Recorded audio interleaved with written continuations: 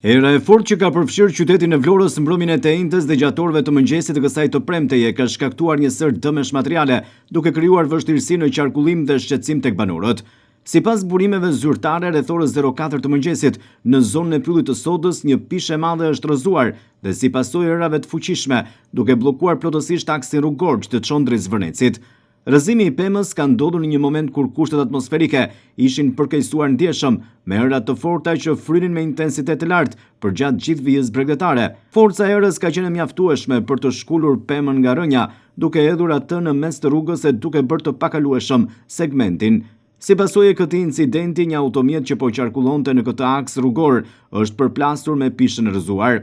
Drejtuesi i mjetit nuk ka pasur mundësi të frenojë në kohë, pasi pema kishte zënë të gjithë gjerësinë e rrugës. Fatmirësisht nga përplasja janë regjistruar vetëm dëme materiale në automjet, ndërsa drejtuesi nuk ka pësuar lëndime.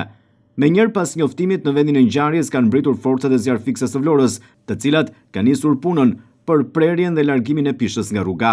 Ndërhyrja ka qenë e shpejtë duke bërë të mundur hapjen e qarkullimit brenda një kohe të shkurtër.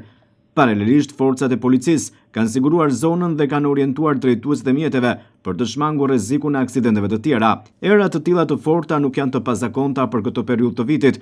Megjithatë, intensiteti i mbrëmjes së kaluar ka qenë më i lartë se zakonisht. Në disa zona të tjera ka patur edhe problematika të tjera, ndërsa në zonën e pyllit të Sodës, gjithmonë rrëzimi i pemëve sjell një situatë të jetë problematike.